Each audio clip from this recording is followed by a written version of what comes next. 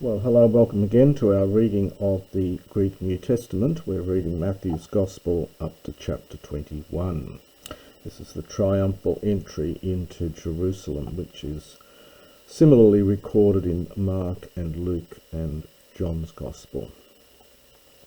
Kai hoti engisen es hierosuluma, kai elthen es Bethphage es to oros ton elaion, toti Jesus apestelen duomathetas. So when they drew near, this is the aorist from engisdo, is the verb. So there's an epsilon here, engisdo. When they drew near into Jerusalem, normally this would take a dative, but here it's just with an accusative with ace. So they drew near into Jerusalem, and they came into Bethphage, into the Mount of Olives. Toti, at that time, Jesus epistelen duomatheta sent two disciples, legonautois, saying to them, Parues thees ten komen ten kat enanti humon, go into the village, the one opposite you, kai euthios huresiti oinon dedemenein kai polon metautes. And immediately you will find, future from heurisco, an onon. This is an onos, is an ass or donkey. Dedemenein, and it's a female, it's a she donkey because it's got a feminine participle with it. It means tied up or tethered, from perfect passive participle from deo, and a colt with it. Lusantes agagati moi, having released it. Now this is the imperative, it's a strong aorist imperative from ago. So bring it to me. Kai ean tis humon apeti, and if anyone says to you, or says anything to you, the ti, erete hoti, you will say that, hokurios auton creon eke, the master has need of these. Euthus, or of them I should say. Euthus de apostele autus, and immediately he sent them off. He dispatched them. So this is the future, immediately he will send them, This is the future from apostele. So immediately he will send them, that is the owner of the ass and the colt. Tuto de gegonin hina plerothe taurethen dia tu prophetu legontes. And this happened, this is the perfect from Ginomai, in order that, we get the same basic shape of this clause here that we've seen earlier, the thing which had been spoken through the prophet saying, might be fulfilled, the one which said, apete. Now the quotation here, by the way, is from Isaiah. Well, it's actually a mixture of quotations. It's one from Isaiah 62:11, and then the second part of the quotations from Zechariah 9:9. Apete te thugatri Sion, speak to the daughter of Zion. Idu hobazaliusu erkatai soi praus kai epi bebekos epi onon kai epi polon huion hupazugiu. Speak to the daughter of Zion, behold, your king is coming to you. Praus is an third declension adjective meaning meek or mild, so meek, and epibebekos, perfect participle from epibino, mounted upon a donkey, an ass, and on the colt, the son of a beast of burden, hupasugiu. Poruthentes de hoi mathetai, kai poiesantes kathos sun etaxen autois hoiesus, egigontain onon kai ton polon kai epithekon epauton tahimatia, kai ekathisen epano auton. And the disciples having come, and having done kathos just as Jesus had commanded them, had ordered them, this is from Sun Tasso, had arranged it with them, Agagon, they brought the ass and the colt, kai epitheket, and they placed their garments on them, that is, on the ass and the colt. This is from Epitithemi, kai epikathisen, this is from Epikathisdo, and he sat on top of them. Not clear whether the them refers to the garments or the animals. Hodeplestos, oklos. Now plestos is the superlative meaning the most, but it's often used here in the sense of just a great crowd. So the large crowd, estrosan hiauton ta hamatia ento hodo. The verb here is from stronumi. It's one of these me verbs, stronumi. This is the aorist here. So the great crowd, and stronumi is to put down a garment. It's often used of making the bed. It's often translated as strew, which is from the same root. So they laid down their garments of themselves on the road.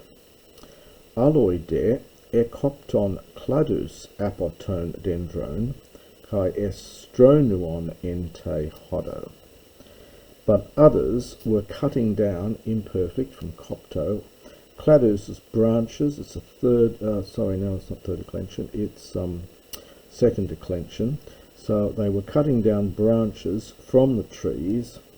Now here, interestingly, for variation, up here we had estrosan, the aorist from stronumi. Here we get from the same verb, but in a regularized form. So stronumi was regularized as stronuo, which happened to a lot of these me verbs. They regularized them, like histemi becomes histano, and so on. So stronumi here gets regularized to stronuo, and this is the imperfect. So they were placing them, strewing them on the road, on the path. Hoida okloi hoi proagontes auton, and the crowds, the one leading ahead and those following, ekrasdon, began to cry out legontes, saying, we have another quotation here, this one is from Psalm 118:26, Hosanna to the Son of David, blessed is the one coming in the name of the Lord, Hosanna in the highest. Kai es elthontos autu, and when he had come es Hierosoluma into Jerusalem, eseste passa he polis legusa, all the city, eseste is from seo, to shake. We get words like seismic and seismograph and so on from this one. This is the aorist passive. It literally was shaken. So it's a very strong word here. It was put into turmoil. Legusa, saying, and we get a feminine participle agreeing with polis, so the whole city was saying, which is just metaphorical. Tis estin hutos, who is this? But the crowds were saying, Hutos esti ho prophetus Jesus apo Nazaret tes Galileas. This is the prophet Jesus, the one from Nazareth of Galilee. Now the next little section is the cleansing of the temple, which is recorded in the three other Gospels. In John, it's very early in the piece, but it's delayed in in Mark and Luke. It happens later on in the story. But in John it happens very early, the cleansing of the temple. But interestingly, it's in all three of these other Gospels. Kai es elthen Jesus es to hieron, and Jesus entered into the temple, kai ex ebelen pantas tus poluntas kai agoradzontes ento hiero, And he threw out all those selling, this is from poleo, all those selling and those agorazontes, well, conducting a market in, so agoraz does to buy, actually, so selling and buying. It is from agora, a market.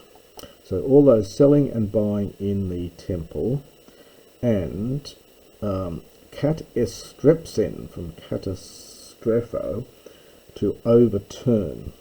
We get our word catastrophe from this, of course. So he overturned the tables, ton kolobiston. These are the money changes.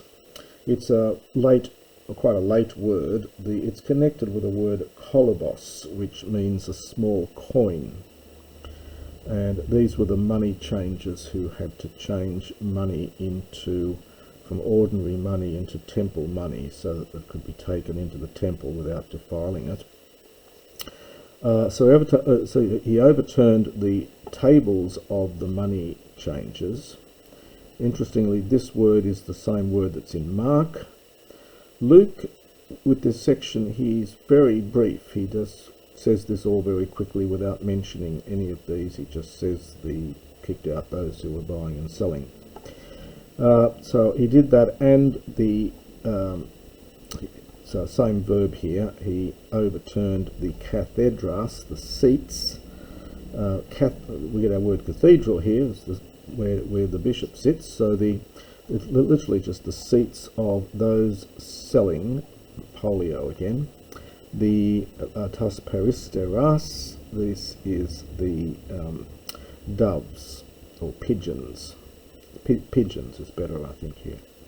Kai lege autois, and he says to them, gegraptai, it has been written, ho oikos mu oikos prosukes klethesatai, humes de auton poietis spe leon leistone.